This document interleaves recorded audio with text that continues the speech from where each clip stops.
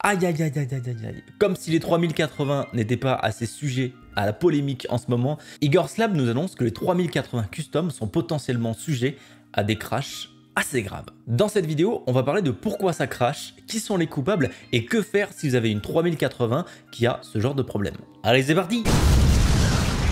Ces faiblesses dans ces cartes ont été trouvées uniquement maintenant car très peu d'exemplaires ont été envoyés dans tout le monde. On parle de quelques milliers d'exemplaires, ce qui est très peu là-dessus. On ne parlera pas du fiasco qu'a été le Day One sur ça, mais en tout cas, si vous voulez éviter ça, assurez-vous d'acheter les cartes quelques mois après.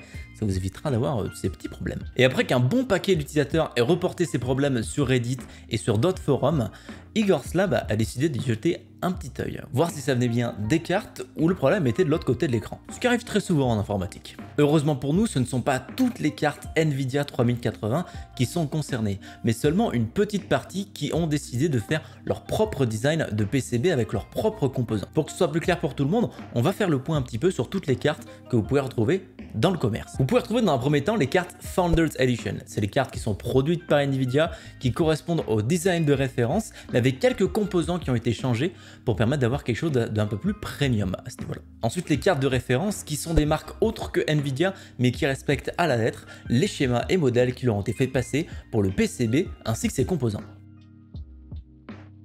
Les autres modèles qu'on peut retrouver, c'est les cartes AIB, qu'on retrouve plus souvent sous le nom de Custom. Ces cartes-là sont construites par d'autres marques que Nvidia, et ils ont un choix totalement libre sur le design du PCB, des composants et du Power Delivery. Ces cartes sont principalement là pour pouvoir pousser les puces plus loin et faire du bon gros overclock. Et c'est sur ce dernier modèle de carte que les choses sont devenues un peu cocasses. Et donc qu'est-ce qu'ils ont fait sur ce modèle de carte? Ils ont tout simplement merdé le Power Delivery. Encore une fois, toutes les cartes de cette sous-section ne sont pas forcément concernées. Il existe quelques marques qui ont essayé de faire quelques économies en prenant des composants un petit peu moins chers. Et là, c'est la grosse erreur. N'hésitez pas à rester avec nous, je vous dis plus tard les marques qui sont concernées. Alors avant de commencer, petite distribution de Doliprane parce qu'on rentre dans une vulgarisation qui est assez technique.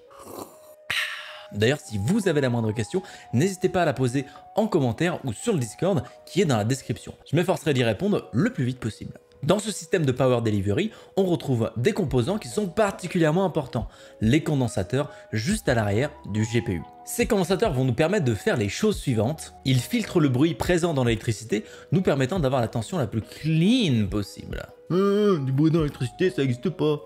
Oui, vous avez bien entendu. Pour en avoir le cornet, n'hésitez pas à vous approcher d'un poteau électrique et écouter ce bruit.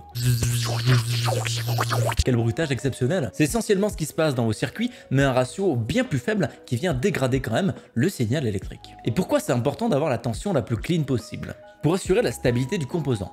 Plus votre courbe va être plate au niveau de l'apport en énergie, moins votre GPU risque de paniquer. Imaginez-vous simplement jongler avec un nombre de balles qui change au cours de la session. À moins d'être extrêmement bon, vous allez finir par tout faire tomber.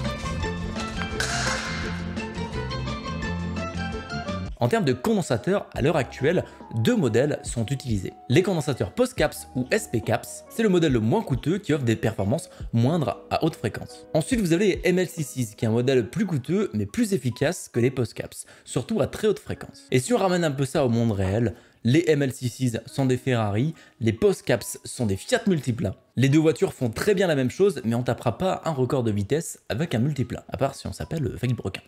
Et devinez ce que certains constructeurs ont décidé de faire. Et bien pour grignoter du profit, ils ont décidé de faire tourner des multiplas en F1. Bon, ça s'est pas très bien passé du coup.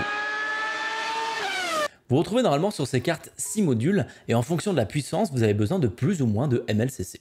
Ils ont donc mis 6 condensateurs les moins chers, les POSCAPS, au lieu d'en avoir 5 et 1 MLCC comme c'est recommandé par Nvidia. Mais en quoi ces choix de condensateurs influencent les cartes? Pour faire simple, si vous décidez de faire un overclock ou que le GPU boost de Nvidia décide qu'on peut aller plus haut en fréquence, ça va tout simplement faire crasher la carte. Ce qui mène donc à un petit blue screen of death. Yeah.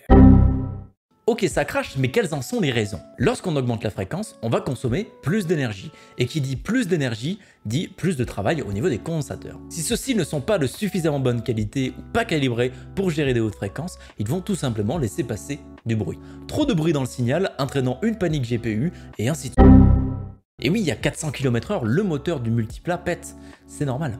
Et c'est pour ça que le design de référence possède 5 POSCAPS et 1 MLCC.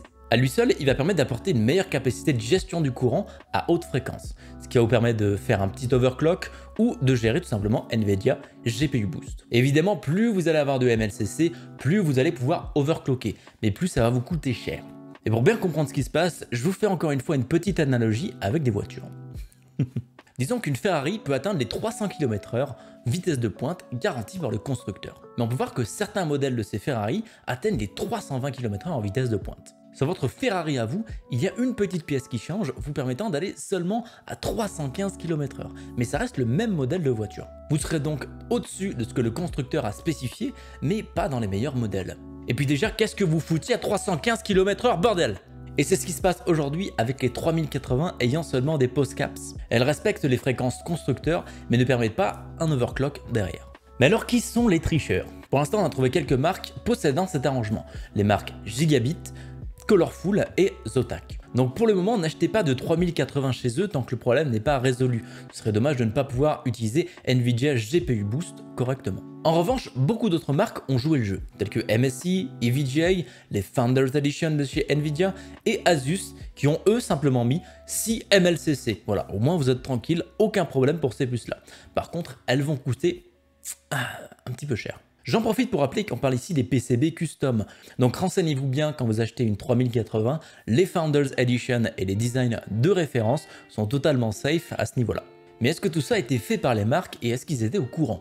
Eh bien pas forcément en fait. Il y a deux raisons pour la situation qu'on peut voir aujourd'hui. Le document de spécification NVIDIA ne donnait absolument aucun minimum sur la phase de régulation et nettoyage de l'énergie. Et les partenaires de NVIDIA n'ont reçu que très tard le driver permettant de tester les cartes. Ce qui implique qu'ils se sont tenus aux tests les plus basiques pour valider leurs cartes et que surtout, ils avaient déjà lancé la production avant de pouvoir les tester avec le vrai driver.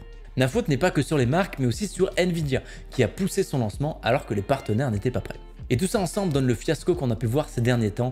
Les 3080 sont en rupture de stock de partout car la production a été lancée assez tardivement et les partenaires et Nvidia n'ont pas pu faire assez stock pour vraiment répondre à la demande initiale. Des 3080 qui foirent et provoquent des blue screens à cause du classique NVIDIA GPU Boost. Mais rassurez-vous, des solutions existent pour que vous n'ayez pas un blue screen à chaque fois que la carte veut monter en puissance. Et puis bon, si vous avez une carte qui a un problème, les marques vont certainement vous la remplacer. Alors c'est très peu probable qu'ils vous la remplacent, mais c'est pas pour autant que vous allez avoir une carte inutilisable. Par contre, ce qui est très fortement probable, c'est qu'une nouvelle génération du BIOS soit publiée, limitant la fréquence maximum de la carte, évitant tout simplement de planter. Vous ne pourrez donc pas overclocker votre carte, mais vous pourrez toujours l'utiliser dans les limites de la spécification constructeur. Ce qui est dommage, mais tout à fait légal, car il respecte les spécifications du produit. C'est pour ça que je ne conseille jamais trop d'acheter les composants Day One, surtout ceux qui ne sont pas des Founders Edition. Par contre, vous avez tout à fait le droit de renvoyer le produit car vous le considérez comme défectueux. En plus, ça fera des 3080 open box moins chers pour ceux qui n'ont pas forcément de budget et qui cette limite ne dérange pas forcément. Même si le BIOS à l'heure d'aujourd'hui n'est pas sorti, vous pouvez faire vous-même quelques petites modifications pour éviter ce genre de crash. Installez MSI Afterburner, dans ce logiciel réduisez le power limit à 95% et faites un downclock de 15 à 50 MHz en fonction de vos crashs. Ce n'est pas du tout idéal ce genre de choses, mais c'est toujours mieux que de crasher en pleine session de jeu. Est-ce que je dois toujours acheter une 3080 ou pas? Eh bien oui, bien sûr, si vous en voulez une, achetez-en une, mais suivez quand même quelques recommandations. Avant d'acheter les cartes, vérifiez les benchmarks et les schémas POSCAPS MLCC, restez dans les marques qui ont été citées juste avant pour n'avoir aucun problème là-dessus. Sinon, attendez quelques mois que les marques règlent le problème et vous pourrez acheter n'importe quelle marque de carte. Et voilà, vous savez désormais tout sur le problème des 3080, ou en tout cas ce qui en semble être la source. Merci à vous d'avoir visionné cette vidéo, on se retrouve très bientôt pour une prochaine. Ciao!